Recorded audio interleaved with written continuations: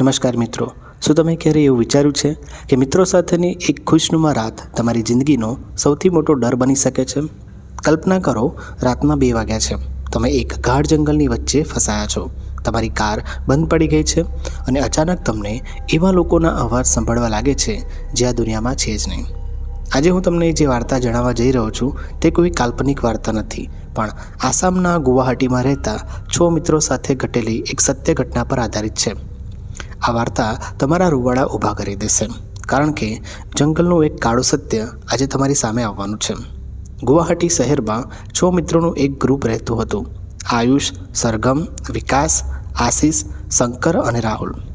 આયુષ પાસે પોતાની એક 7 સીટર કાર હતી, એટલે ક્યાંય પણ ફરવા જવાનું હોય તો આ ગ્રુપ હંમેશા તૈયાર જ રહેતું. હમણાં જ તેમની ફાઇનલ યરની પરીક્ષાઓ પૂરી થઈ હતી. કોલેજનું ટેન્શન પતી ગયું હતું, હવે તો બસ જલસા જ કરવાના હતા. સરગમના ઘરે આખી રાત પાર્ટી ચાલી રહી હતી. ફિલ્મ જોતાં જોતાં વિકાસે એક વિચાર રજૂ કર્યો. યાર, આપણે દિવસમાં તો બહુ ફર્યા છીએ, પણ રાત્રિના અંધારામાં લોંગ ડ્રાઈવ પર જવાની મજા જ કંઈક અલગ હોય છે. ચાલો આપણે મારા ગામ જઈએ.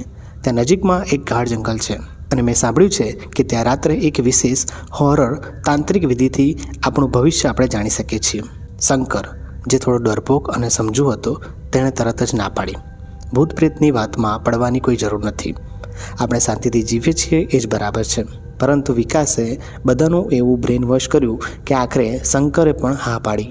નક્કી કર્યું કે 3 દિવસ પછી રાત્રે આ ગ્રુપ વિકાસના ગામ તરફ જવા નીકળશે. કોઈ નહોતું જાણતું કે ભવિષ્ય જાણવાની આ જીદ કોકનું ભવિષ્ય કાયમ માટે ખતમ કરી નાખવાની છે. રાતના 11:30 વાગ્યા હતા. આયુષની કાર ફૂલ સ્પીડમાં હાઈવે પર દોડી રહી હતી. અંદર જોર જોરથી ગીતો વાગી રહ્યા હતા અને બધા મસ્તીના મૂડમાં હતા. પેટ્રોલની ટાંકી ફૂલ હતી, એટલે કોઈ ચિંતા નહોતી.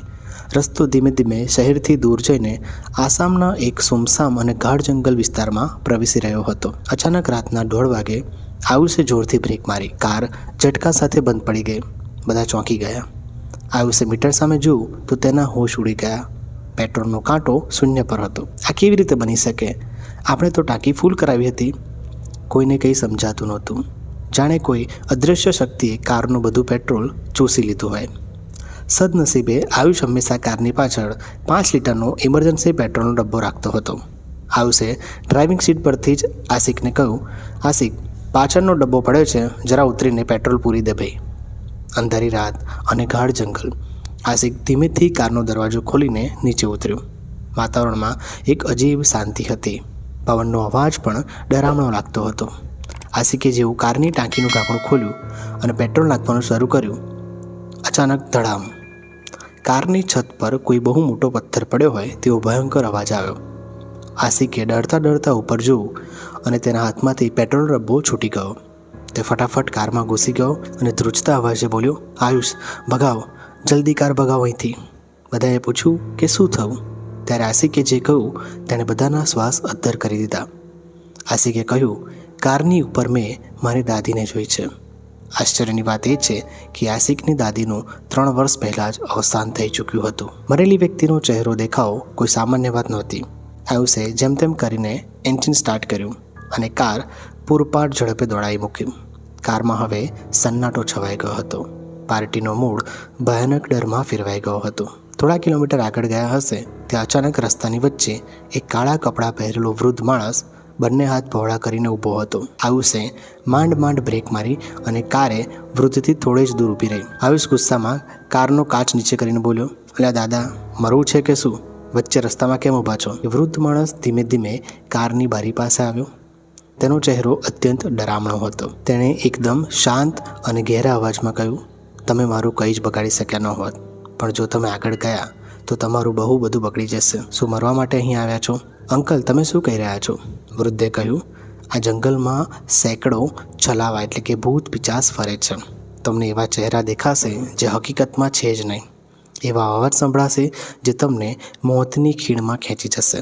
યાદ રાખજો, આ જંગલમાં બધું જ ખોટું છે. જો જીવતા રહેવું હોય તો પાછા વળી જાઓ. પાછળ બેઠેલો શંકર આ સાંભળીને પોતાનો કાબુ ગુમાવી બેઠો. આયુષ, ગાડી ભગાવ જલ્દી. આયુષે એક્સિલેટર દબાવ્યું, પણ કાર ફરી બંધ પડી ગઈ અને પેલો વૃદ્ધ માણસ રાતના અંધારામાં જોર જોરથી હસવા લાગ્યો અને તે વૃદ્ધ જોતજોતામાં જંગલના અંધારામાં ગાયબ થઈ ગયો. શંકર હવે પૂરી રીતે પેનિક થઈ ચૂક્યો હતો. તેનાથી રહેવાયું નહીં.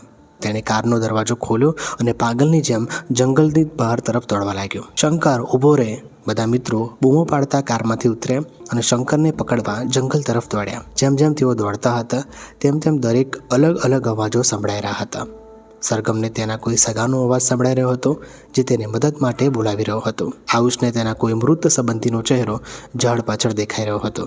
દરેકના મગજ સાથે કોઈ અદૃશ્ય શક્તિ રમી રહી હતી. લગભગ 20 મિનિટ સુધી અંધાધૂંધ દોડ્યા પછી નસીબ જોગે તેમને એક હાઈવે દેખાયો જ્યાં એક ઢાબો ખુલ્લો હતો. ટ્રકો ઊભી હતી અને અજવાળું હતું. ઢાબામાં પહોંચીને બધા જમીન પર બેસી ગયા. તેમણે ચૂપચાપ ઢાબાવાળાને 1000 રૂપિયા આપીને એક રૂમ ભાડે લીધો અને આખી રાત ડરના મારે એકબીજાને પકડીને જાગતા રહ્યા. બીજા દિવસે સવારે સૂર્ય ઉગ્યો. ડર થોડો ઓછો થયો. તેઓ પોતાની કાર પાસે ગયા.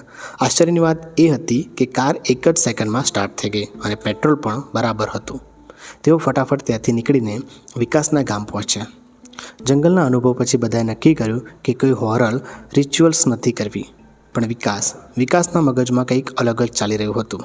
તેની માતા હોસ્પિટલમાં એડમિટ હતી અને તે જાણવા માગતો હતો કે તેની માતા ક્યારે સાજી થશે.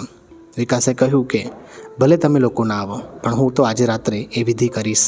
આ વિધિ બહુ જ ખતરનાક હતી. તેમાં રાત્રે 1 વાગે ગામના ચોક પર જઈને ચહેરા પર માસ્ક પહેરીને કાસ્કાથી એક ખાસ અવાજ કાઢવાનો હોય છે. કહેવાય છે કે આ અવાજ સાંભળીને કોઈ અદૃશ્ય શક્તિ આવે છે અને તમારા 3 પ્રશ્નોના સાચા જવાબ આપે છે. બધા મિત્રોએ વિકાસને રોક્યો પણ તે કોઈનું સાંભળવા તૈયાર નહોતું. ત્રીજી રાત આવી. બધા મિત્રો સૂઈ ગયા હતા.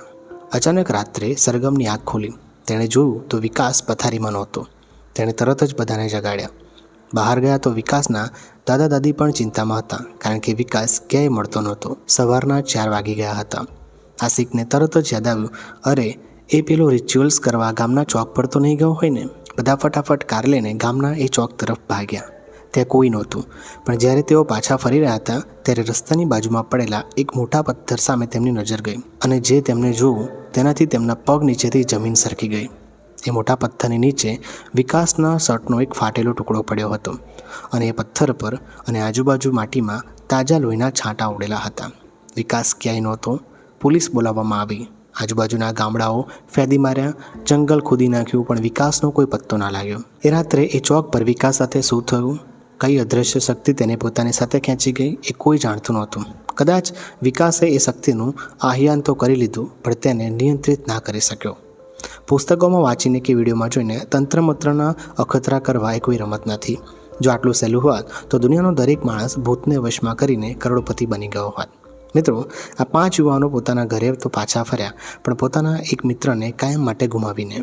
આ ઘટના આપણને શીખવે છે કે જે વસ્તુઓ વિશે આપણે જાણતા નથી તેની સાથે ક્યારેય રમત ન કરવી જોઈએ.